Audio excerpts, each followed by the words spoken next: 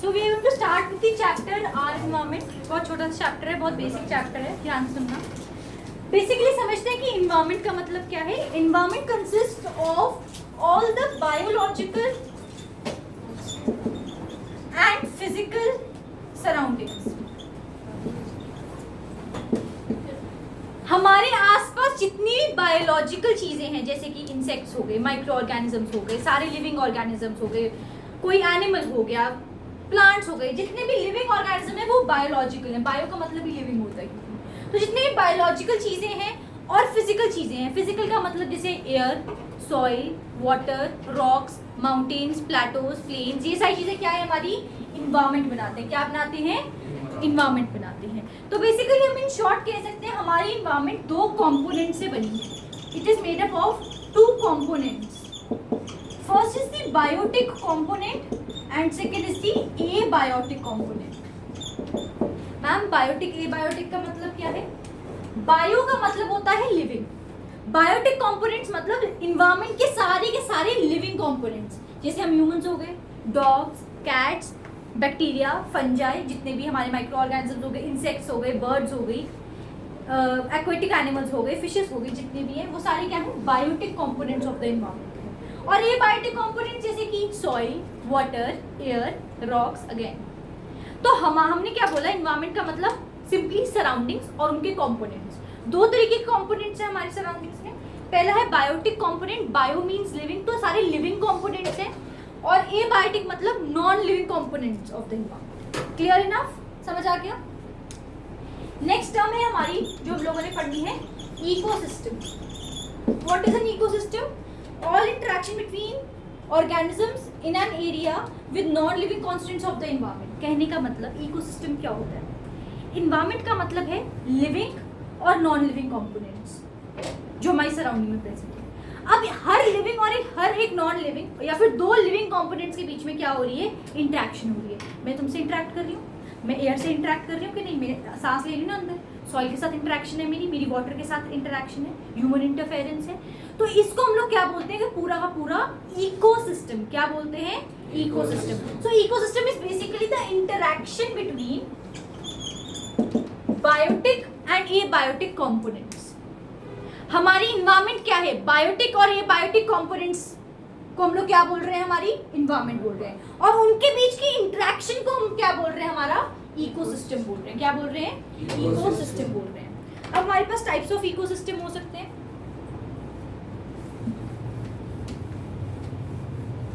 Types of ecosystem.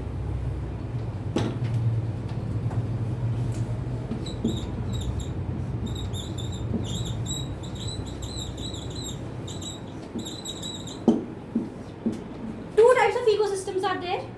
पहला है natural ecosystem जो कि नेचुरली एग्जिस्ट कर रहा है, जैसे कि पॉन्ड्स, रिवर्स, ठीक है. एंड दूसरे हैं आर्टिफिशियल इकोसिस्टम्स. आर्टिफिशियल इकोसिस्टम्स को और कहते हैं मैन मेड इकोसिस्टम्स. क्या कहते हैं? जैसे कि एक्वेरियम्स,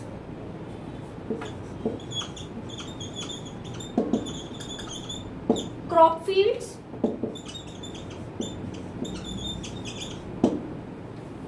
जू, मतलब जो नेचुरली एग्जिस्ट नहीं कर रहे थे, गार्डन्स,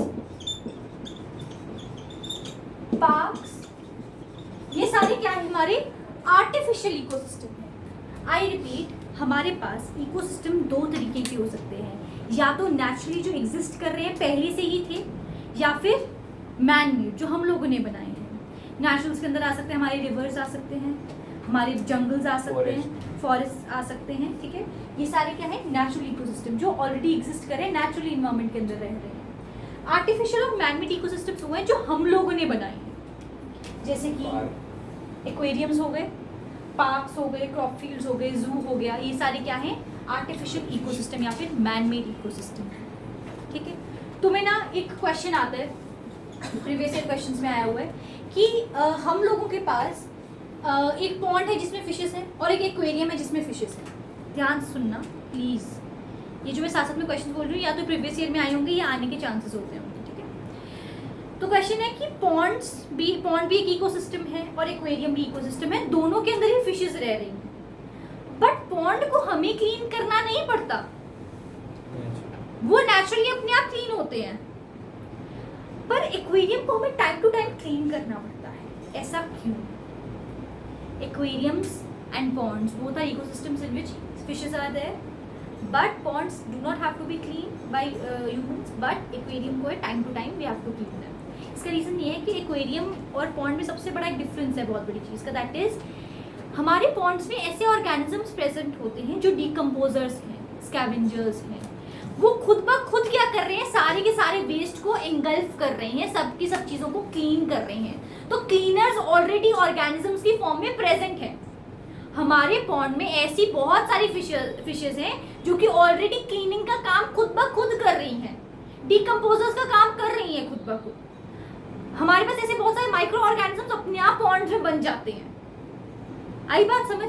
बट एक्वेरियम में ऐसा कुछ नहीं होता। एक्वेरियम में गिनी चुनी फिशेस होती हैं हमारे पास, तो क्लीनिंग नहीं हो पाती। हमें टाइम टू टाइम उसका वाटर क्लीन करना पड़ता है, उसको पूरा क्लीन करना पड़ता है, निकालना पड़ता है। ऑक्सीजन सप्लाई भी हमें देनी पड़ती है उनको अलग से, ठीक है। अब कभी आपने देखा है कि पॉन्ड के अंदर आपने ऑक्सीजन सप्लाई डाली हो कहीं से?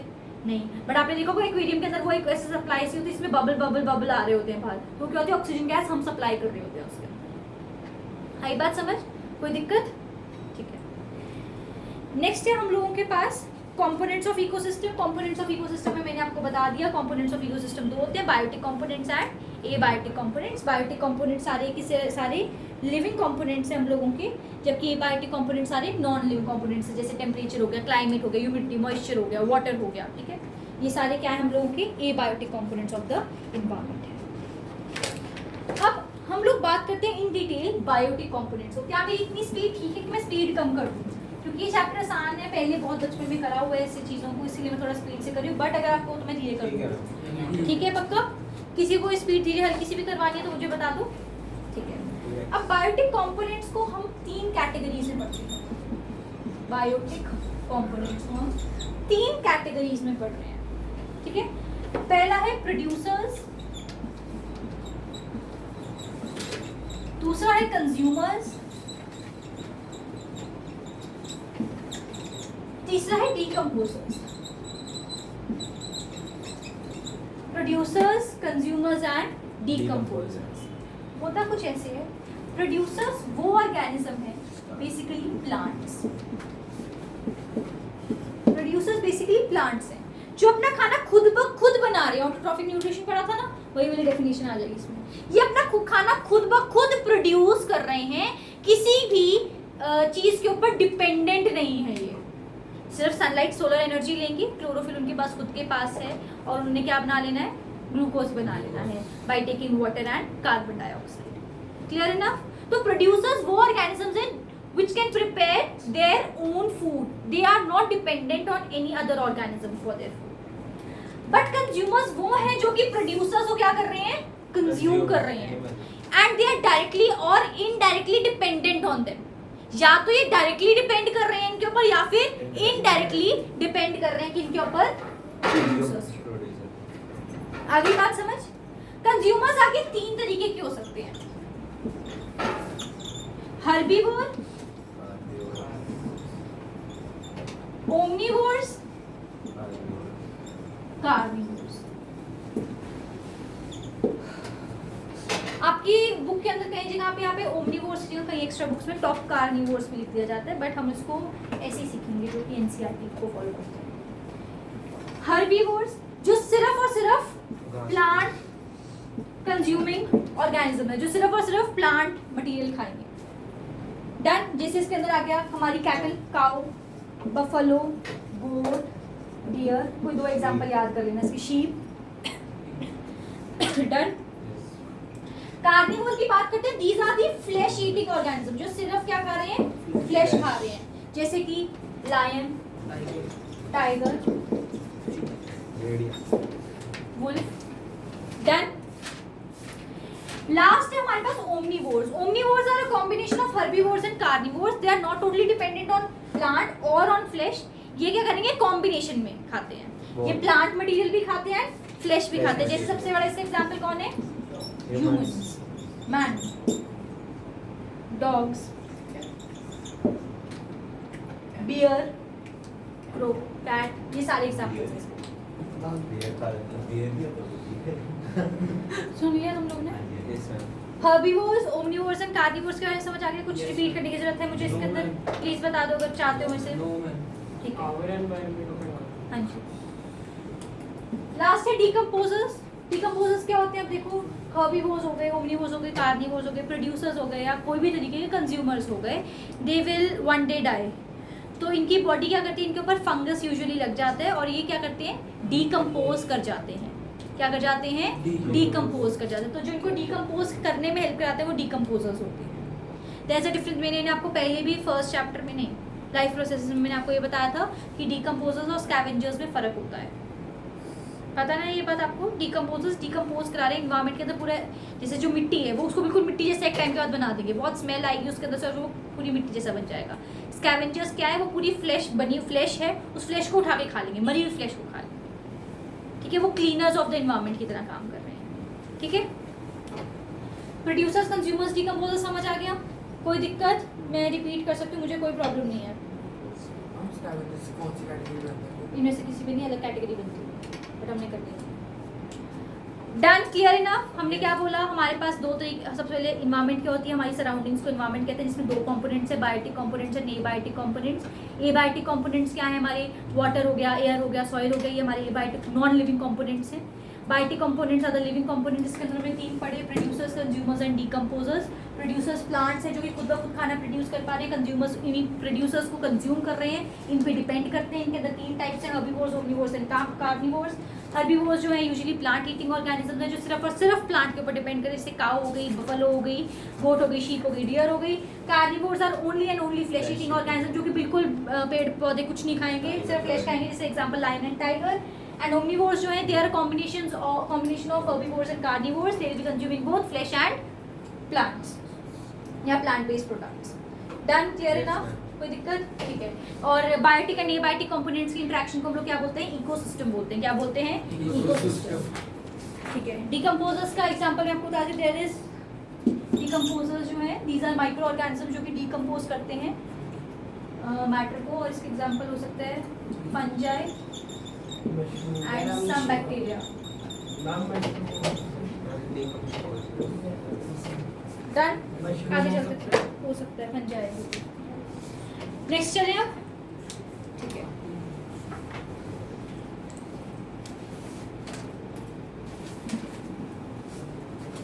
अब फूड क्यों खाया जा रहा है? एनर्जी के लिए। खाना क्यों खाते हैं हम? एनर्जी के लिए। एनर्जी के लिए खा रहे हैं ना खाना। और किसके लिए खा रहे हैं? न्यूट्रिएंट्स के लिए खा रहे हैं। किसके लिए खा रहे हैं? Nutrients. So basically food consumption is due to two reasons, for two reasons, nutrients and energy. तो अब टॉपिक है तुम लोग का फूड चेन। ये बचपन में सारे टॉपिक पढ़े इसलिए स्पीड से निकाल रही हूँ, बट जब तुम्हें लगेगा कि स्पीड कम करनी है मुझे बता देना। ठीक है, फूड चेन की बात करते हैं। देखो, एक फूड चेन इज बेसिकली एक ऑर्गेनिज्म दूसरे को खा रहा है, दूसरा तीसरे को खा रहा है, तीसरा चौथे को खा रहा है। This is what we say as food chain. So it is the flow of food के अंदर क्या होती है? Energy and nutrients, energy and nutrients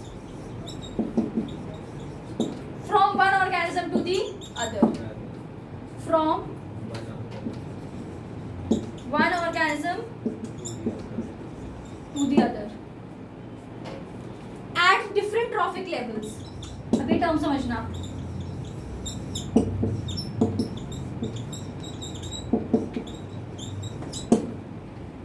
मैंने क्या बोला? फूड चेन का मतलब है एक ऑर्गेनिज्म दूसरे ऑर्गेनिज्म को खा रहे हैं, दूसरा तीसरे को खा रहा है, तीसरा चौथे को खा रहा है। इसके थ्रू होता क्या? एक्चुअली फ्लो ऑफ एनर्जी होती है, एनर्जी मिल रही है ना हमें, एंड फ्लो ऑफ न्यूट्रिएंट्स भी होता है। ठीक है, at different trophic level. Trophic level हम लोग एनर्जी लेवल्स को कह सकते हैं, स्टेप्स को कह सकते हैं। डिफरेंट स्टेप्स पे एनर्जी का फ्लो करना या न्यूट्रिएंट्स का साथ में फ्लो करना is what we say as food chain. हम इसे क्या बोलते हैं? Food chain. आपको बिल्कुल सेम टू सेम डेफिनेशन याद करनी, पेपर में एक नंबर के लिए आ जाती है, बहुत रिपीट पे क्वेश्चन है फूड चेन, फूड का डेफिनेशन एंड एग्जांपल। कोई भी एक एग्जांपल बना के दे सकता है बच्चा? कोई भी बता दे भाई, कोई भी एक एग्जांपल बताओ। टाइगर टू डियर, नहीं grass to deer, grass to deer, deer fox जो और तू चुप रह जा। Dear Lion. गाय। लाइन के बाद जाएगा इसका एंजल, वल्चर। वेरी Vulture कहाँ से के देखा बाद तूने? तू देख रहे हो तो? नहीं, बोली जा रहा हूँ। तो बोल रहे। वल्चर के बाद आएगा डिकम्पोजर, डिकम्पोजर के बाद आएगा दातरी। और बस यहाँ पे स्कैवेंजर्स एंड डिकम्पोजर्स चल जाएगा। आप इतनी छोटी यहाँ तक की फूड चेन दिखा सकते बस मैं यहाँ तक ये हो। डन। ये क्या है? टेरेस्ट्रियल फूड चेन है। कैसी चेन है? Terrestrial food chain.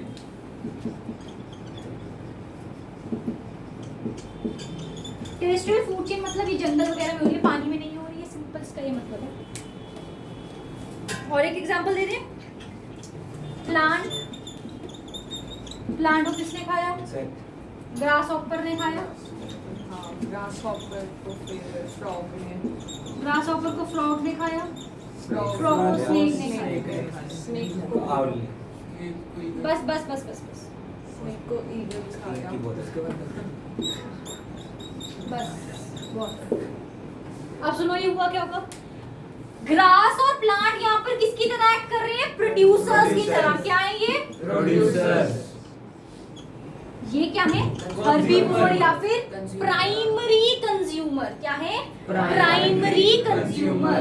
इनको हमने क्या बोले? Primary consumer. प्राइमरी कंज्यूमर का मतलब पहले कंज्यूमर, सबसे पहले इन्होंने खाया। फ्रॉग क्या हुआ? Secondary consumer, tertiary consumer, quaternary consumer. इसलिए मैंने बोला कि तीन तक, क्योंकि क्वाटरनरी बोलना ही नहीं आता तो लिखना क्या आएगा तुम्हें? तो टर्शरी तक क्या है? Quarter producer, primary consumer, secondary consumer, tertiary consumer, quaternary consumer. Quaternary consumer. ठीक है? Clear enough? अब इसके अंदर देखना, अगर मैं इसको यहाँ तक लेकर चलूं, फ्रॉग को ईगल तक ले जाऊं,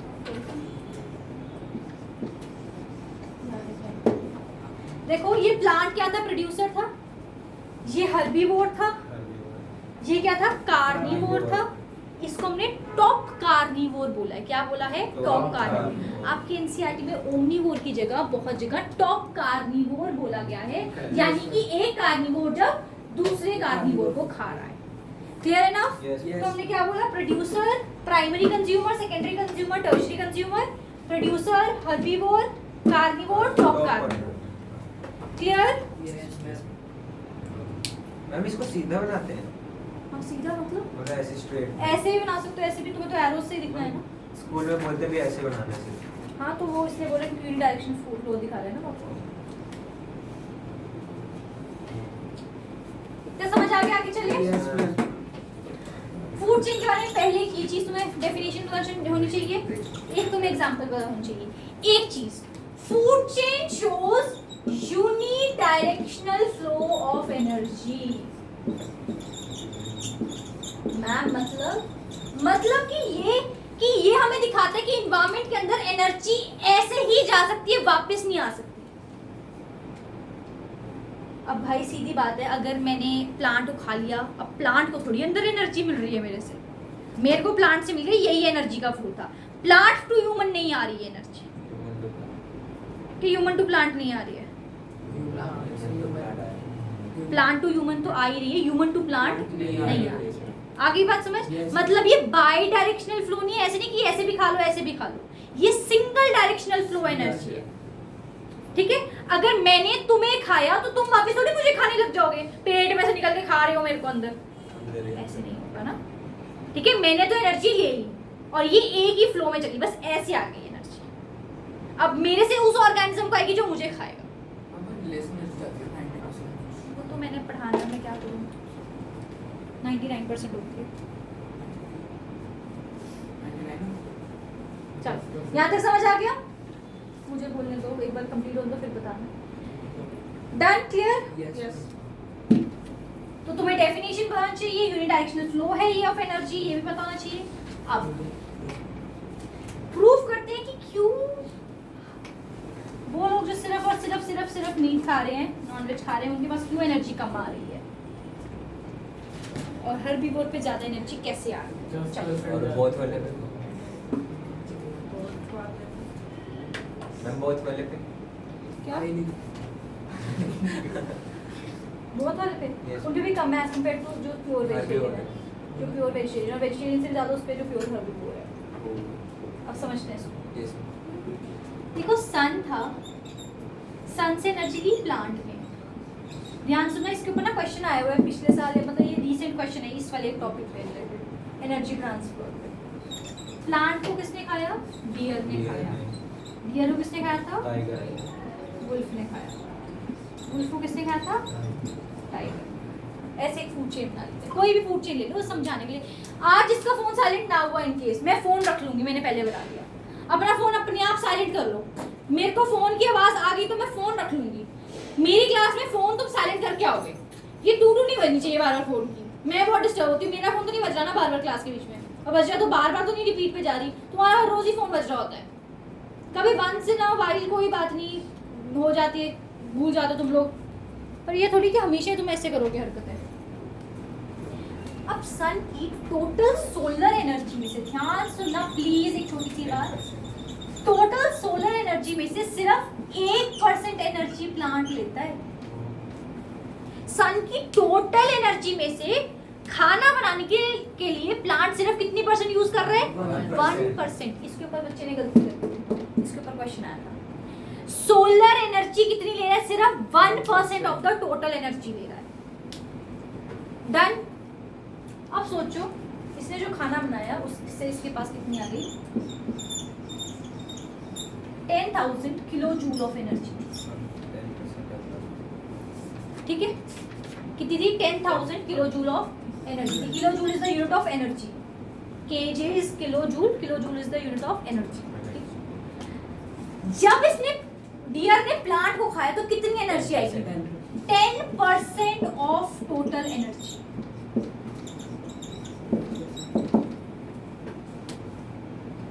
मतलब अगर इसने 10,000 किलो जूल ऑफ एनर्जी खाई पड़ी है ना इसके पास, तो डियर के पास कितनी आएगी? सिर्फ और सिर्फ 1000। कैसे निकाले? 10% ऑफ 10,000। 0 से 0 कैंसिल, तो कितनी बच गई? 1000 किलो जूल ऑफ एनर्जी। अब जब डियर ने खाया, डियर को खाया गया वुल्फ के थ्रू, वुल्फ ने खाया तो कितनी आएगी? 10% ऑफ 1000 किलो जूल, तो ये कितनी हो जाएगी? 100। फिर इसने जब टाइगर ने खाया वुल्फ को तो कितनी आएगी? 10% ऑफ 100 जूल्स, तो ये कितना आ जाएगा? 10 joules। तो देख लो एनर्जी तो सबसे ज्यादा किसके पास आ रही है? डियर के। Deer के। टाइगर तो सिर्फ मांस कर रहा है, एनर्जी तो उस पे आ ही नहीं रही, न्यूट्रिएंट्स तो आ ही नहीं रहे हैं कोई खास। आई बात समझ आया क्यों वेजिटेरियन होना इंपॉर्टेंट है? मैम लड़ाई करवा दी। मसल्स में टाइगर की क्यों होता है? हाँ, मसल्स तो टाइगर की बन रहे हैं। तो चल पैदा ही ऐसा हो गया गोल मटोल सा। मैम फिर ऐसे उसकी और उसकी लड़ाई करवा दी, कौन जीतेगा? टाइगर ही जिंदा एनर्जी तो उसमें डियर में ज्यादा है, भागेगा। भागेगा वो दो। फिर भी मैम टाइगर पकड़ शिकार लेगा, तो हो ही जाएगा ना चीता पकड़ टाइगर लेगा। का। भगवान भी तुम्हारा करने वाले हैं मैं थोड़ी देर। जन्माष्टमी के दिन मीट खा रहे हो ना? आज जोर से अपने हमें पकड़ दिया। मीट खाते हो? अरे नहीं, वैसे वैसे व्रत रखे हो मैम, आप क्या बात कर गलत बात क्या? मीट के अंदर न्यूट्रिएंट्स ज़्यादा होते हैं, एनर्जी कम होती है। न्यूट्रिएंट्स भी कंपैरेटिवली कम होते हैं। तो लोग क्यों कहते हैं कि प्रोटीन लेवल कम होता Remove कर देती हूँ। हम इससे बात करेंगे, अभी ये चैप्टर थोड़ा सा हो जाए। प्रोटीन के लिए पनीर बेटर सोर्स है। किसी को भी मार के अगर आप खा भी रहे हो तो you are not having proteins, आप प्रोटीन्स नहीं खा रहे हो, आप एक्चुअली ऑर्गेनिज्म खा रहे हो। कोई भी एक खा रहे हो तो किसी का मेंस्ट्रुअल ब्लड ही खा रहे हो।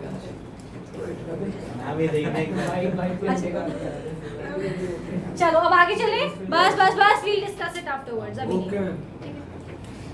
Thank you. ठीक है, अब ये जो हम कह रहे हैं कि हर पॉइंट पे हर trophic level steps, energy levels को हम लोग क्या बोलते हैं? Trophic levels. क्या बोलते हैं? ये टर्म मैंने पहले भी यूज कर ली है। ट्रॉफिक लेवल्स आर स्टेप्स और एनर्जी लेवल्स। ठीक है, हर ट्रॉफिक लेवल पे सिर्फ कितने percent of energy is transferred?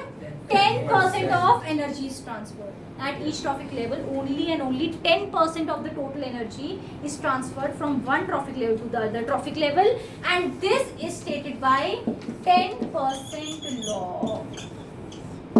ये कौन बता रहा है हमें? 10% law. अब तुम इस पे न्यूमेरिकल आ सकते हैं। कैसा? तुम्हें बता देंगे कि प्लांट के पास इतनी एनर्जी थी, बताओ प्राइमरी कंज्यूमर या सेकेंडरी कंज्यूमर या टर्शरी कंज्यूमर पे कितनी होगी। ठीक है, आप कैलकुलेट करके बताना पड़ेगा। या फिर आपको बता देंगे कि वुल्फ के पास इतनी एनर्जी थी, बताओ प्लांट के पास कितनी थी। कर देंगे ठीक है, 10 फिर 10 वो बता देंगे टाइगर के पास इतनी थी, बताओ डियर के पास कितनी है। 10 ठीक है, तो ऐसे क्वेश्चन आ सकते हैं। कर लोगे न्यूमेरिकल, Yes, सिंपल 10% लॉ अपनी यूज करते हैं। कोई दिक्कत यहाँ तक? No, ma'am. बहुत बेसिक क्वेश्चन आता है, मुझे इतना मुश्किल नहीं, लंबा चौड़ा आता। ठीक है, हो जाएगा, Yes. कोई दिक्कत तो नहीं है? पक्का समझ आ गया? Primary consumer, secondary consumer, tertiary consumer, herbivore, carnivore, omnivore समझ आ गया? Yes, ma'am. 10% लॉ समझ आ गई। ट्रॉफिक लेवल क्या होते हैं समझ आ गया? इन्हें हम ट्रॉफिक लेवल्स बोल रहे हैं। इन सीढ़ियों, इन स्टेप्स को हम लोग क्या बोल रहे हैं? Trophic level. फूड चेन समझ आया? यूनिडायरेक्शनल फ्लो ऑफ एनर्जी हो रही है इसके अंदर, एंड जब एक ऑर्गेनिज्म दूसरे ऑर्गेनिज्म को खा रहा है, उसके पास energy and flow of nutrients हो रहा है इन अ सिंगल डायरेक्शन। यूनिडायरेक्शन मतलब सिंगल डायरेक्शन में हो रहा है। डन।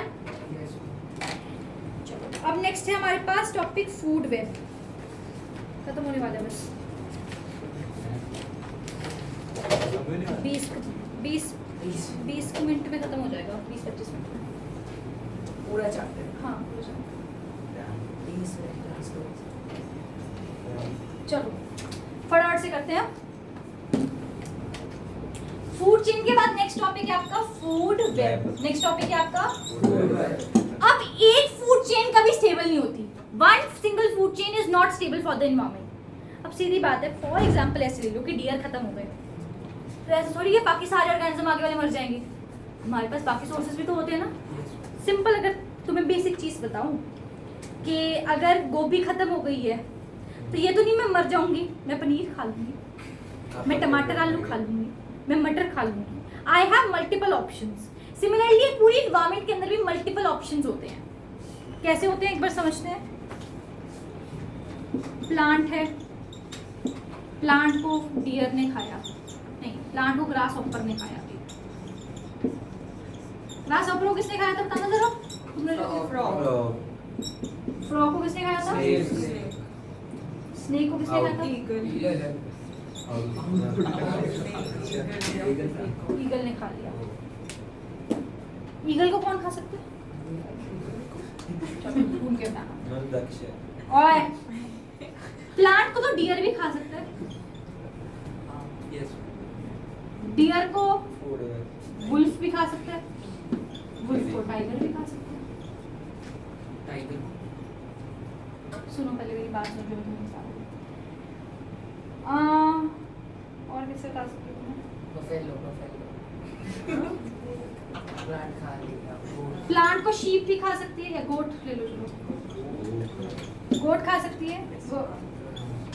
वुल्फ गोट को भी खा सकता है। ठीक है, फ्रॉग को और कौन खा सकता है बताना जरा। फ्रॉग को उसका नाम नहीं पता, वो है Vultures। बना हुआ है इसमें ना। और दिखाइए। क्या नाम है इसका? लिखा तो है। क्या नाम है इसका? वो जो फ्लेमिंगो फ्लेमिंगो टाइप कुछ है। Ostrich हो सकता है। क्या नाम है इसका? मैम दूसरी फूड चेंज है नहीं, रैबिट वाली। कोई बात नहीं। ग्रास हॉपर को कोई बर्ड भी खा सकती है हमारी, कोई भी बर्ड खा सकती है हमारी। Yes, इन शॉर्ट ठीक है, देखो एक दूसरे से इंटरकनेक्टेड। डियर को वुल्फ भी खा सकते हैं, वुल्फ को टाइगर भी, अच्छा वुल्फ को लायन भी खा सकता है। बस बातें। लाइन को टाइगर वुल्फ को टाइगर, वुल्फ को लायन बोला। आगे बात समझ। तो ये क्या है, एक दूसरे से पूरी की पूरी क्या है, इंटरकनेक्टेड है। क्या है? मतलब एक ऑर्गेनिज्म दूसरे ऑर्गेनिज्म को खा सकता है। आपको फूड चेन का एग्जांपल आता है, फूड वेब का एग्जांपल नहीं आता है यूजुअली। ठीक है, मैंने सिर्फ तुम्हारी हेल्प के लिए थोड़ा सा एक्स्ट्रा बता दिया, दिखाना सर। ये तुम्हारी एनसीईआरटी में एक बहुत लंबी चौड़ी फूड वेब बनाई हुई है, इसको आप देख सकते हो, रेफर कर सकते हो। डन। तो यानी कि food web is basically what? Food web is interconnected food chains. बहुत सारी फूड चेन्स को क्या कर दिया मैंने? इंटरकनेक्ट कर दिया, क्योंकि सिंगल फूड चेन जो है that is not stable, that is not stable. So food web is basically interconnected food chains, interconnected food chains. क्योंकि सिंगल फूड चेन जो है वो एनवायरमेंट के अंदर एग्जिस्ट नहीं कर सकती, क्योंकि वो स्टेबल नहीं होगी। Clear enough? कोई दिक्कत यहाँ तक? पक्का? इसे हम क्या बोलते हैं? फूड वेब बोल देते हैं। क्या बोलते हैं? Food web. नेक्स्ट टॉपिक करते हैं।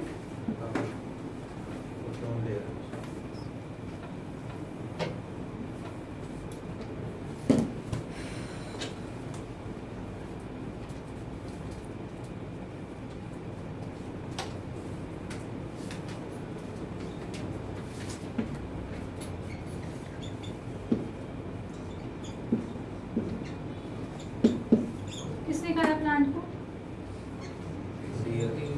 डियर को किसने खाया था? वुल्फ को किसने खाया था? टाइगर। लायन।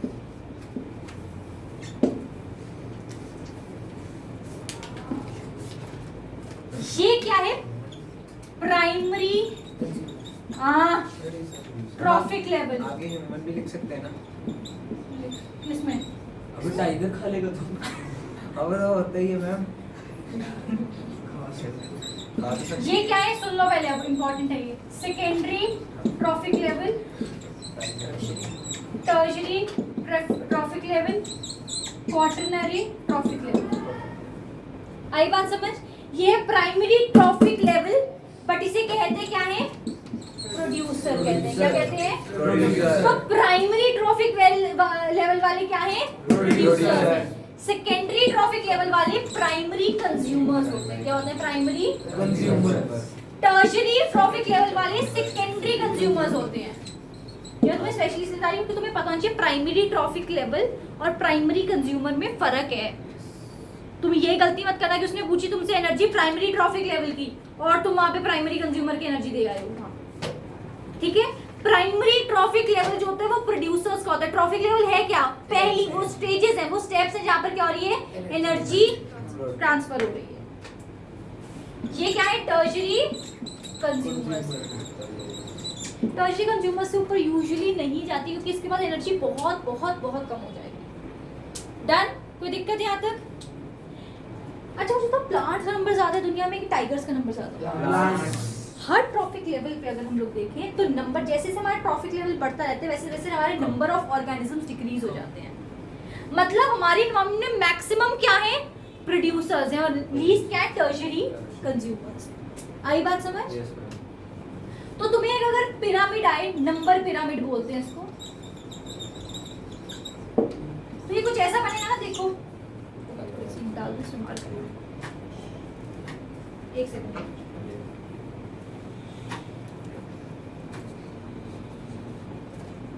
आसान है चैप्टर? कुछ मुश्किल लग रहा है इसके अंदर? मतलब it is one of the easiest chapters अगर मैं कहूँ। मतलब इससे आसान भी कुछ डाल सकते थे वो। ये किसी कोई ऐसा है जिसको ये मुश्किल लगा चैप्टर? कोई तो होगा। नहीं लगा? टॉपर बच्चे हो तुम तो। बस हम क्वेश्चन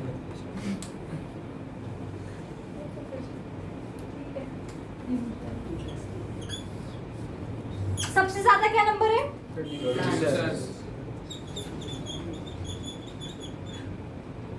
फिर प्राइमरी फिर सेकेंडरी कंज्यूमर्स, फिर टर्शरी कंज्यूमर। तो देखो मैक्सिमम नंबर किसके पास है? प्रोड्यूसर्स के पास। यस फिर क्या है?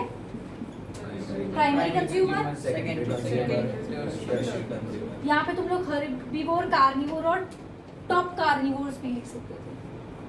प्राइमरी कंज्यूमर की जगह हर्बीवोर, इसकी जगह कार्निवोर, इसकी जगह टॉप कार्निवोर, और यहाँ पे प्लांट्स भी लिखा जा सकता है। तो कंफ्यूज मत होना। ये मैंने क्या बनाया? नंबर का पिरामिड के मैक्सिमम नंबर किसका होता है? प्रोड्यूसर्स। देखो ये मैक्सिमम एरिया ले रहा है ना इस पिरामिड का, तो मैक्सिमम एरिया कौन लेते हैं? प्राइमरी ट्रॉफिक लेवल वाले, that is producers, plants.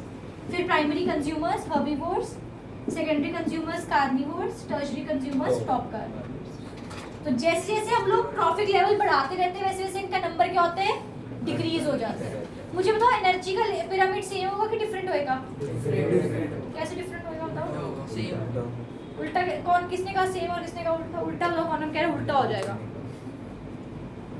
Energy level तो प्लांट प्रोड्यूसर्स के ऊपर आएंगे, एनर्जी में ज़्यादा लेते हैं। नहीं, इसमें ऊपर का मतलब ये नहीं, ऊपर का मतलब ये है कि इसमें सबसे लीस्ट जगह है, अच्छा लीस्ट है ये मैक्सिमम है, ये लीस्ट है। Same देखो नहीं, मैक्सिमम नंबर ये उससे कम नंबर उससे कम, ये देखो ऐसे कम हो रहा है, ये नीचे वाला सेम रहेगा। सेम रहेगा ना, Yes, वेरी ma'am. गुड।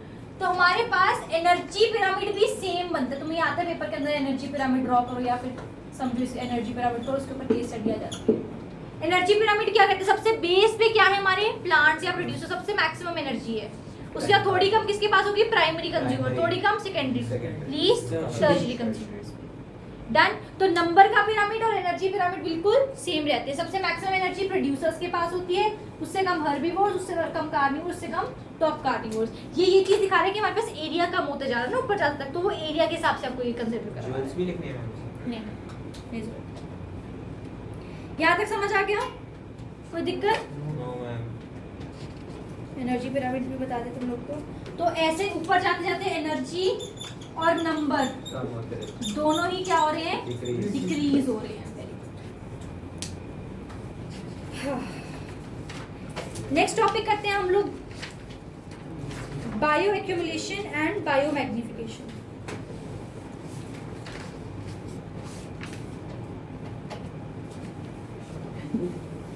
ये ध्यान से सुनो ना, इसके ऊपर हर साल क्वेश्चन आया है, इसी साल भी आया है ये 2025 वाले में, और 2025 के सैम्पल पेपर में भी आया था रिलेटेड क्वेश्चन। सुन लो, ये हर साल ही आ रहा है। दो टर्म्स हैं, bio accumulation and bio magnification.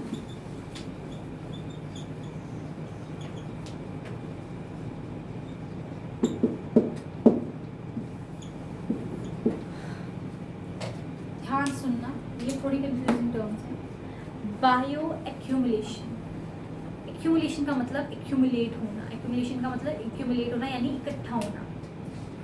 किसी सिंगल ऑर्गेनिज्म, अगर मैं एक ऑर्गेनिज्म, मेरी बॉडी के टिश्यू के अंदर ओवर माय लाइफ टाइम कितना टॉक्सिसिटी या कितने केमिकल्स इकट्ठे हो गए हैं, that is bio accumulation. I repeat, over the life time एक इंडिविजुअल के टिश्यूज के अंदर कितने केमिकल्स एक्यूमुलेट हुए हैं एक ऑर्गेनिज्म के पूरे लाइफ टाइम के अंदर, उसी पर्टिकुलर ऑर्गेनिज्म के टिश्यू के अंदर कितने केमिकल इकट्ठे हो गए मरने तक, उसे हम बायो एक्यूमुलेशन कहते हैं। हाँ, एक केमिकल कैसे इकट्ठे हो गए, भाई हमने सब्जियां खाई, पेस्टिसाइड्स लगा हुआ था, इंसेक्टिसाइड्स के केमिकल्स गए ना अंदर, हमने एयर ली, केमिकल्स वाली होती है, कई बार हमने ऐसे एयर ले ली, कोई खाना हमने अलग तरीके का खा लिया जिसमें बहुत केमिकल्स थे, प्रिजर्वेटिव्स थे। तो ओवर द लाइफ टाइम, पूरे लाइफ टाइम में मेरे मरने तक मेरी बॉडी के अंदर, मेरे बॉडी टिश्यूज के अंदर कितना केमिकल इकट्ठा हो गया था, कितनी टॉक्सिसिटी इकट्ठी हो चुकी थी, उसे हमने क्या बोला है, बायो एक्यूमुलेशन बोला है। क्या बोला है, बायो एक्यूमुलेशन। आई होप आपको बायो एक्यूमुलेशन समझ आया। एक इंडिविजुअल के पूरे लाइफ टाइम के अंदर उसके टिश्यूज के अंदर कितना टॉक्सिक केमिकल इकट्ठा हो चुका है, दैट इज बायो एक्यूमुलेशन। ठीक है, हम सिंगल ऑर्गेनिज्म की बात कर रहे हैं। बायो मैग्निफिकेशन का मतलब क्या है, देखो ऐसा हो, एक फूड चेन समझते हैं, पेस्टिसाइड्स मैंने किसमें डाले, प्लांट में डाले। प्लांट को किसने खाया, किसी हर्बीवोर ने खाया, फॉर एग्जांपल गोट ने खाया, गोट को मैन ने खा लिया। फूड चेन है ये भी, ध्यान से तो पेस्टिसाइड थे क्या, केमिकल, वो केमिकल किसमें गए, मेरे प्लांट, किसमें गए, प्लांट। अब प्लांट में अपने भी तो केमिकल्स थे ना थोड़ी बहुत पहले से जो उसने खाया पिया हुआ था। अब प्लांट को गोट ने खा लिया, गोट के पास किसकी टॉक्सिसिटी आई, प्लांट की भी आई, पेस्टिसाइड्स वाली, और गोट के पास अपनी भी थी। गोट को मैन ने खा लिया, अब मैन के पास किसकी टॉक्सिसिटी आई, इसकी भी आई, इसकी भी आई, इसकी भी आई, और अपनी खुद की भी थी। आई बात समझ? तो हर ट्रॉफिक लेवल पे, ये हमने स्टेप्स बताए ना, ट्रॉफिक लेवल को स्टेप्स पे टॉक्सिसिटी का लेवल जो है वो इंक्रीज हो रहा है। At each trophic level, the level of toxicity or chemicals which is accumulating is increasing. Then this is known as biomagnification. This is known as biomagnification. आप समझ आया? दोनों में फर्क, ये मेरी लाइफ टाइम के अंदर था कि मैंने क्या खाया, मेरे अंदर टोटल कितना आया। पर हर लेवल पे जो इंक्रीज था ट्रॉफिक लेवल पे, वो क्या है, बायोमैग्निफिकेशन। और पेपर में यही आता है सिर्फ। तुम्हें कोई पिक्चर दिखाते हैं एनवायरमेंट चैप्टर की, अब जैसे अभी रिसेंट आया था उसमें ना फिशेस वगैरह दिखाई, बड़ी अनक्लियर सी पिक्चर थी, फिर भी मैं बता रही हूँ उसमें यही आंसर, मैंने इनको बच्चों को यही बोला था कि तुम्हें यही लिख कर आना, यही आ रहा है पेपर में। ऊपर वाला भी आ सकता है, ऐसे मत सोचना प्लीज, बट कुछ नहीं आएगा। एक ना पिक्चर आई थी उसमें ना ऊपर प्लांट्स बनाए हुए थे थोड़े बहुत, पानी था और उसमें फिशेस थी अलग अलग, और बीच में पेस्टिसाइड्स वगैरह डले हुए दिख रहे थे, उसमें से वो वेस्ट और पेस्टिसाइड्स वगैरह दिख रहे थे। और पता ये क्या शो कर रहा है, बायोमैग्निफिकेशन शो। पेस्टिसाइड्स डाल दिए ना, पेस्टिसाइड वाली चीज़ प्लांट में गई, प्लांट से वो नहीं गई, उसमें आ गई। ये फिशेस के लिए भी सही लगता है। कोई बायोएक्टिविटी होती है, उसमें बढ़ती है, सारे मतलब ऑक्यूपाई होती है, मतलब सब इकट्ठी होती है, तो डिटॉक्सिफाई नहीं होती है। कितना हो जाएगा ना, वही तो हमने देखना है कि मैक्सिमम कितनी इकट्ठी होगी लाइफ टाइम के अंदर। डन। फिर से करूँ एक बार एक्सप्लेन। बायो एक्यूमुलेशन, मेरी पूरी लाइफ टाइम के अंदर मैंने खाना पीना खाया, मैंने टॉक्सिक चीज़ें खाई, मैंने प्रेजर्वेटिव्स वाली चीज़ खाई, मेरी पूरे लाइफ टाइम में मेरी बॉडी में कितना केमिकल इकट्ठा होता गया। तो वो जो amount of chemical that has been deposited in my body और accumulated in my body, that is known as bioaccumulation. मेरी पूरी लाइफ टाइम में टिश्यू के अंदर कितना केमिकल आ गया, दैट इज बायो एक्यूमुलेशन, इकट्ठे हो गए। बायोमैग्निफिकेशन इज कि हर ट्रॉफिक लेवल पे, जैसे मैं केमिकल वाली हूँ, मेरे को किसी ने खाया, उसको किसी ने खाया, उसको किसी ने खाया, तो हर ट्रॉफिक लेवल पे मेरा जो टॉक्सिक लेवल है वो बढ़ रहा है। हर लेवल पे टॉक्सिसिटी लेवल बढ़ गया ना मेरा। इस फिनोमेना को जो increase in toxicity level at each trophic level when one organism eats the other organism, this is known as biomagnification. Bioaccumulation सिर्फ एक सिंगल ऑर्गेनिज्म की बात हो रही है, उसकी लाइफ टाइम की, बट बायोमैग्निफिकेशन एक ट्रॉफिक लेवल, एक फूड चेन की बात हो रही है कि एक से दूसरे ने खाया, दूसरे से तीसरे में गया टॉक्सिक, तीसरे से चौथे में। ठीक है, अब कोई दिक्कत? सबको समझ आ गया? हेलो, यस मैम, पक्का? Yes ma'am. अब एक छोटा सा टॉपिक है ओजोन लेयर के ऊपर। एनसीईआरटी खोलना जरा यार। और कितने चैप्टर रह गया? 12 मिनट। ओजोन की बात करते हैं। ओजोन का मॉलिक्यूल का फॉर्मूला होता है O3। क्या होता है? तो हमें पता है हमारी जो एटमॉस्फेयर है, इसके बारे में, ओजोन लेयर के बारे में आपको बेसिकली चीज़ें पता है। क्या होता है ओजोन लेयर? जो हमें किससे प्रोटेक्ट करती है? यूवी रेस से हम लोग को प्रोटेक्ट करने वाली एक लेयर है। कौन सी? Ozone layer. ठीक है, ओजोन लेयर जो है that is depleting day by day. हमें ये भी पता है पॉल्यूशन एंड ऑल के कारण ये डिप्लीट हो रही है। Ozone layer is made, ozone layer का जो फॉर्मूला है that is O3। It is made up of 3 oxygen atom. It is made up of 3 oxygen atoms. दिख रहा है O3 है तो 3 ऑक्सीजन एटम से बना हुआ है। ओजोन लेयर जो है हम लोग को हार्मफुल यूवी रेस, जिसको नींद आ रही है वो क्लास से बाहर चले जाए, क्योंकि मैं इसका एक्स्ट्रा उठा लूँगी अगर तुम्हें इस बार भी नींद आने लग गई। कितना टाइम हुआ मुझे क्लास स्टार्ट हुआ, मुझे बताना जरा। ओजोन लेयर की बात करते हैं। जो ओजोन लेयर है that is protecting us from harmful UV rays. जितनी भी हार्मफुल यूवी रेज हैं, अल्ट्रावायलेट रेज हैं, उनसे हम लोग को प्रोटेक्ट करें, क्योंकि अल्ट्रावायलेट रेज अलग से हम लोग को अगर ओजोन लेयर ना हुई, यूवी रेज आ गई तो उससे क्या होगा? स्किन कैंसर्स, ब्लाइंडनेस, ये कैंसर्स, ये सारी चीज़ें हो सकती हैं। आई बात समझ? कोई दिक्कत? तो यूवी रेज अपने आप में बहुत हार्मफुल हैं, कैंसर्स कॉज कर सकती हैं, ब्लाइंडनेस कॉज कर सकती हैं ऑर्गेनिज्म के अंदर, स्किन डिसीजेस कॉज कर सकती हैं। तो उससे हम लोग को कौन सी लेयर प्रोटेक्ट कर रही है? हमारी ओजोन लेयर। इसका फॉर्मूला है O3।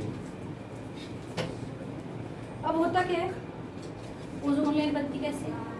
एक ऑक्सीजन का मॉलिक्यूल था, सुन लो प्लीज बच्चा, एक ऑक्सीजन का मॉलिक्यूल था, यूवी रेज उस पर पड़ी, यूवी रेज के पड़ते O2 जो था वो नेसेंट ऑक्सीजन में टूट गया। नेसेंट ऑक्सीजन का मतलब होता है जिसने मॉलिक्यूल अभी फॉर्म नहीं किया, नॉट वेरी स्टेबल, बहुत रिएक्ट करने के लिए बैठा कि भाई बस कोई आ जाओ मैं रिएक्ट करूँ। नेसेंट ऑक्सीजन है। क्या है? Nascent oxygen. Nascent oxygen. अब हमारे पास ऑक्सीजन के और भी मॉलिक्यूल्स हैं एनवायरनमेंट के अंदर, उस टाइम पे पड़े एटमॉस्फेयर में और भी ऑक्सीजन के मॉलिक्यूल्स थे। उन्होंने क्या करा, इस नेसेंट ऑक्सीजन के साथ क्या कर लिया? कंबाइन करके O3 बना लिया। तो मैं आते हैं what is ozone layer and right it's formation. ये फॉर्मेशन है उसकी। ऑक्सीजन मॉलिक्यूल जो था वो यूवी रेज की प्रेजेंस में O+O में नेसेंट ऑक्सीजन में टूट गया। ये नेसेंट ऑक्सीजन एक और ऑक्सीजन मॉलिक्यूल के साथ कंबाइन करके ओजोन लेयर बना गया। डन, कोई दिक्कत? अब नेक्स्ट आते हैं ओजोन लेयर जो है वो डिप्लीट क्यों हो रही है? Why is ozone layer depleting? Depletion of ozone layer का सबसे बड़ा रीजन है CFC। क्या है? CFC। CFC की फुल फॉर्म आ जाएगी पेपर में, तो लिख लेना क्लोरोफ्लोरोकार्बन्स।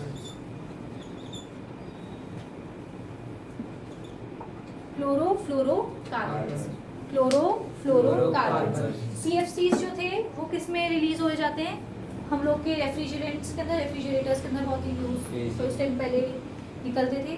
AC के अंदर जो हमारे एयर कंडीशनर्स होते हैं उसके अंदर CFCs जो थे वो बहुत ज़्यादा रिलीज हो रहे थे। उसके बाद क्या हुआ एनवायरमेंट के अंदर? इसके अंदर मैं आपको NCERT से रीड कराऊंगी, एफर्ट्स टू प्रोटेक्ट के अंदर बहुत इंपॉर्टेंट है वो टॉपिक भी, सुन लो। ओजोन लेयर जो है वो यूवी रेज से प्रोटेक्ट कर रही है। यूवी रेज अपने आप में सबसे हार्मफुल रेडिएशन में से एक है। यूवी रेज अगर पड़ जाएगी तो कैंसर, ब्लाइंडनेस, ये सब चीज़ें हो सकती है, स्किन डिजीज हो सकती हैं। तो ओजोन लेयर बनती कैसे? मैंने पहले आपको ये बताया, पर ओजोन लेयर डिप्लीट भी हो रही है। और क्यों हो रही है? इसका रीजन CFCs थे, क्लोरोफ्लोरोकार्बन्स।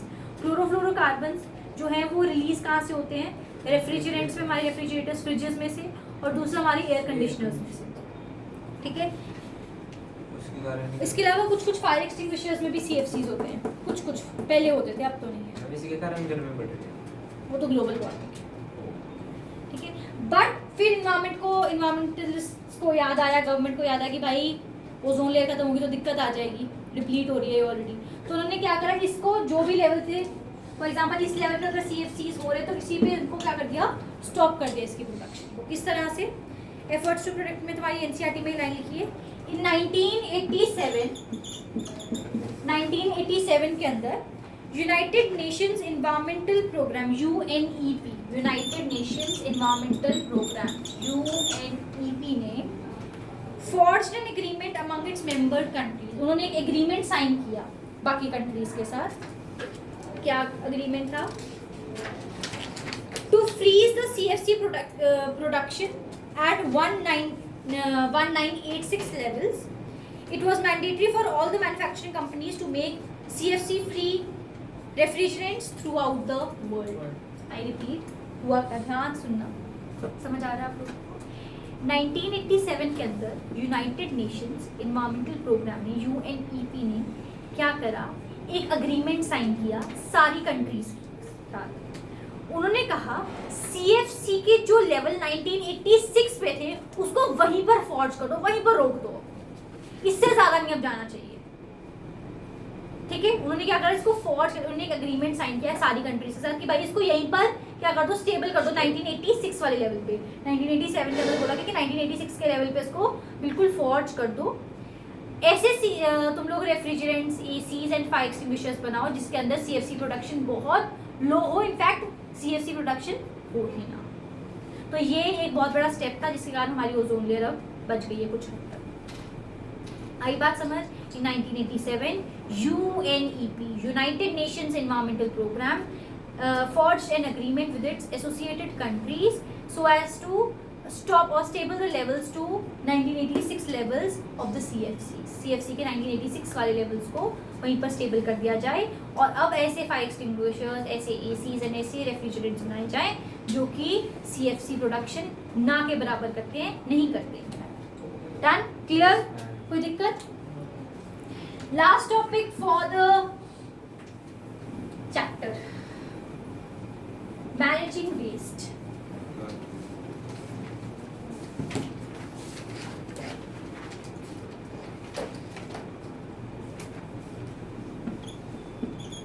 वेस्ट कैसे मैनेज करें? इस कैसे करेंगे? पहले समझना पड़ेगा वेस्ट दो तरीके के जो होते हैं। पहला होता है बायोडिग्रेडेबल वेस्ट, पेपर में आया होगा ये डिफरेंसेस में, biodegradable waste and non biodegradable waste. Biodegradable and non biodegradable waste. Biodegradable waste ऐसा वेस्ट था that could be decomposed. Decomposed का मतलब होता है broken down into simpler substances by micro organisms.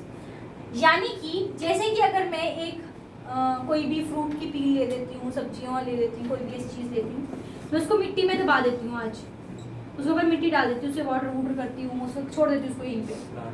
मैं 10-15 दिन बाद उसको जब खोल के देखूंगी ना तो वो बिल्कुल नॉर्मल मिट्टी जैसा बना होगा। हो जाएगा ना, करके देखना, खाद ऐसी बनती है घर पे, ठीक है। तो बायोडिग्रेडेबल क्या होता है? ऐसा waste, biodegradable waste is such waste that can be broken down, मतलब टूट जाता है। It can be broken down into simpler substances, simpler organic substances by other micro organisms और बाय लिविंग ऑर्गेनिजम्स। डन। ये एनवायरनमेंट के लिए comparatively कम harmful है, ठीक है। एनवायरनमेंट के लिए क्या है? कम हार्मफुल। नॉन बायोडिग्रेडेबल वेस्ट, इसके एग्जांपल आ सकते हैं banana peels, vegetable peels, fruit peels आ सकती हैं, ये सब चीज़ें आ सकती हैं, पेपर आ सकता है इसका एग्जांपल। नॉन बायोडिग्रेडेबल वेस्ट ऐसा वेस्ट था that could not be broken down into simpler substances by micro organisms. कहने का मतलब क्या है? मैंने मिट्टी में गड्ढा खोदा, उसमें कांच का टुकड़ा रख दिया या फिर एक प्लास्टिक का बैग रख दिया और उसके ऊपर बहुत सारी मिट्टी डाल दी, उसको मैंने 1 साल बाद खोल के देखा, 1 साल बाद भी वो पत्थर या सॉरी वो जो ग्लास था वो वैसा का वैसा था और प्लास्टिक बैग भी वैसा का वैसा था, जो डिकम्पोज नहीं हो पाया, मतलब ब्रेक डाउन नहीं हुआ उसका। अब तुम्हारी एनसीईआरटी बड़ा स्मार्ट काम करती है। मैंने ना पिछले साल के टेस्ट में ये क्वेश्चन दिया था, मैक्सिमम मतलब अब लगा लो 10 बच्चे हैं अगर एग्जाम्पल में, तो 9 बच्चों ने गलत किया था, एक बच्चे बस। अब सुनो, क्वेश्चन था how is the biodegradable waste harmful to the environment.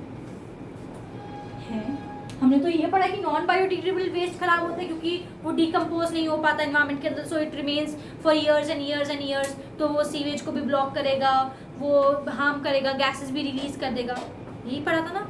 पर मैम ये तो नॉन बायोडिग्रेडेबल का तो हमें आंसर आता है कि वो इन्वायरमेंट के लिए क्यों खराब है, क्योंकि वो डिकम्पोज नहीं हो रहे, सालों साल रह रहे हैं हमारे इन्वायरमेंट के अंदर, तो पॉल्यूशन कॉज कर रहे हैं सिंपली। बट बायोडिग्रेडेबल वेस्ट कैसा ग्रीन हाउस गैसेस प्रोड्यूस करने लग जाते हैं, पहला रीजन। दूसरा सबसे बड़ा रीजन क्या है इनका, ये क्या करते हैं जब बायोडिग्रेडेबल वेस्ट बहुत ज़्यादा इकट्ठा हो जाए ना तो वहाँ पर they invite flies and mosquitoes, मच्छर वगैरह आने लग जाते हैं। जहाँ पर मच्छर आएगा वहाँ पे क्या आएंगी, डिसीजेस आने लग जाती है। स्टैंडिंग वाटर होने लग जाता है इन जगहों पे, स्टैंडिंग वाटर होगा तो क्या मच्छर आएंगे, स्मेल आएगी, फाउल स्मेल देते हैं ये। तो ये सब हमारे क्या है disadvantages of biodegradable waste. Clear. अब नेक्स्ट है कि डिस्पोजेबल मेथड्स कैसे इनको वेस्ट को हम लोग डिस्पोज कैसे कर सकते हैं। पहला है लैंडफिल्स। हम क्या करते हैं, खाली बैरन लैंड्स लेते हैं, उनके अंदर बड़े बड़े गड्ढे खोद देते हैं, उसके अंदर सारा कूड़ा डाल देते हैं, उसके ऊपर मिट्टी चढ़ाते हैं। अगर बायोडिग्रेडेबल वेस्ट है तो वो पूरी खाद जैसा बन जाता है थोड़े टाइम बाद। पहले तो यहाँ पे 20 में ही बहुत सारे मैंने देखे थे, अदर पेट्रोल पंप वाली साइड पे ना पार्क के अंदर बनाए गए थे ऐसे यूनिट्स बनाए गए थे, बट फिर वो कभी यूज़ नहीं करे गए। ठीक है, कंपोस्ट बना लो, सीवेज ट्रीटमेंट कर लो, रिसाइकलिंग कर लो। कंपोस्ट पेटी पर वो बनाई तो गई नहीं कभी उसमें। नहीं, जो अभी यहाँ पे पार्क में लगी है जहाँ पे एलिफेंट बना हुआ है, मुझे नहीं आइडिया, वहाँ पे गई नहीं।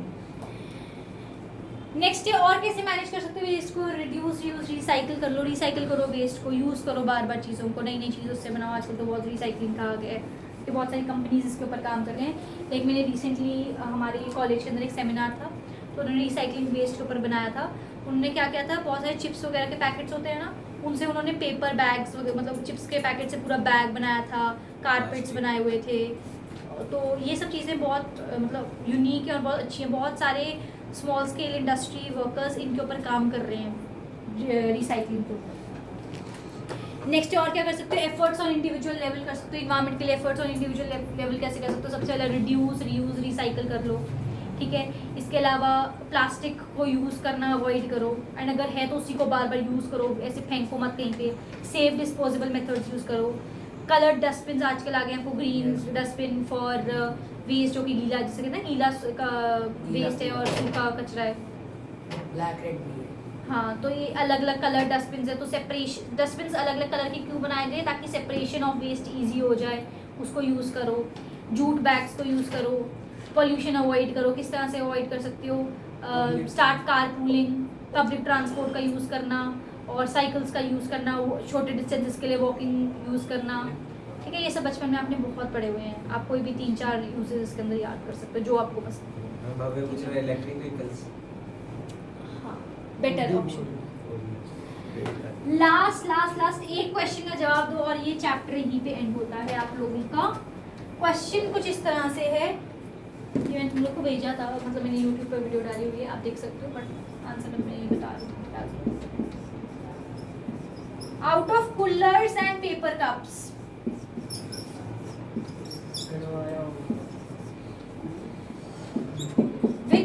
which is a better option? Paper cup और कुल्लड़ में से बेटर ऑप्शन कौन सा है?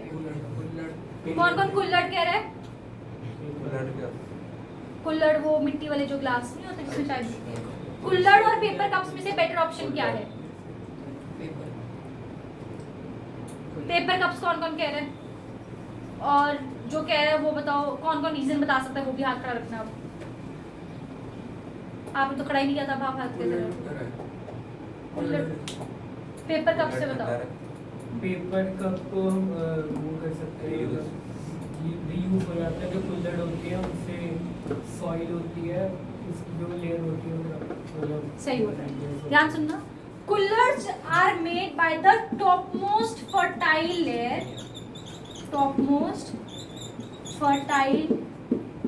Of soil. जो आपके कुल्लड़ है ना, वो जो सॉइल है उसकी सबसे ऊपर वाली लेयर से बनती है, सबसे ऊपर वाली लेयर की मिट्टी यूज होती है जो कि फर्टाइल होती है। हम जब ऊपर वाली मिट्टी ले लेते हैं तो वो क्या होता है, सॉइल इरोजन बाद में कॉज करने लग जाती है, इसलिए kulhars are not a good option. Papers on comparison पहले तो बायोडिग्रेडेबल है, सबसे अच्छी बात है।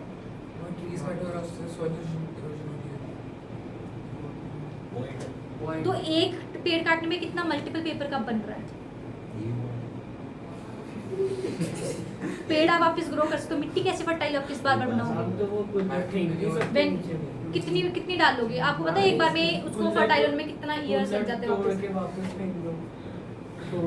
आपने लेयर तो पहले उठा ली ना, तो वही भी जमीन में वाह हम जब वाह, कुल्लड़ वाह। को जमीन के अंदर गाड़ देंगे तो वो क्या डिकम्पोज हो जाएगा, वो तो कोई बात नहीं, वो तो वो तो ठीक है। डिकम्पोज तो दोनों पाएंगे, बट कुल्लर्स के अंदर ये है ना कि पहली वाली ऊपर वाली लेयर ही काट दी तुमने, मैम कुल्लड़ भी तो यूज उसके बाद वो जो बैरल है और कुल्लर जो है वो हो सकते हैं ना कुल्लड़। यूज करते हैं काइडस में, तो फेंक देते हो फेंक देते वैसे तो हो सकते हैं ना, बट यूज का कर दो तुम। होते तो है ना। कुल्लड़ भी सही है वैसे तो। चलो अब सुनो जो मेन पॉइंट है इसके अंदर, प्लीज सुन लो फटाफट से। कुल्लर्स, इसके अंदर आंसर ये है कि कुल्लर्स बेटर ऑप्शन क्यों नहीं है, क्योंकि कुल्लर्स जो है टॉप मोस्ट फर्टाइल लेयर से बन रहे हैं। सॉइल सबसे ऊपरली फर्टाइल लेयर को हम लोग खत्म कर देते हैं, उसके बाद अच्छा मैम फिर फर्टाइल लेयर फिर से बन जाएगी, बहुत ज़्यादा टाइम लगता है उसको रिप्लेनिश करने के लिए अपने इतने अच्छे न्यूट्रिएंट्स को, बहुत ज़्यादा टाइम लगेगा। इससे ज़्यादा तो हम लोग अच्छा है कि अगर हम एक पेड़ काट के पेपर कप बना रहे हैं तो उसकी जगह हम 2 ट्रीज कहीं प्लांट कर देंगे, वो एक बेटर ऑप्शन हो जाता है उसके इसके अंदर। इसलिए kulhars are not a good option because the top most layer of the fertile soil is taken so as to make kulhars, whereas in case of paper cups they can be reused, they can be recycled also। हम इसको बार बार use कर सकते हैं, reuse कर सकते हैं, reduce कर सकते हैं, रिसाइकिल कर सकते हैं, और इसको ये बायोडिग्रेडेबल वेस्ट के अंदर भी आ जाते हैं हम लोग के, इसलिए पेपर कप सारा बेटर ऑप्शन है कुल्लर्स। पेड़ को भी तो टाइम लगेगा, 2 पेड़ उगा लो ना, एक काटो 2 उगाओ, टाइम भी तो बहुत लगेगा। कम टाइम इससे- लगेगा ना सॉइल बनने में ज़्यादा। सॉल्व करने में ज़्यादा लग जाता है, और उतने में तुम अगर तुम्हारे एक बार में जितनी तुम लेयर लोगे ना रिप्लेनिश करने के लिए, उतने में तो 4-5 पेड़ वैसे ही गिर जाएंगे, तुम्हारी न्यूट्रिएंट्स मिलने खत्म हो जाएंगे। चलो ठीक है, with this we have completed our chapter our environment. ठीक है,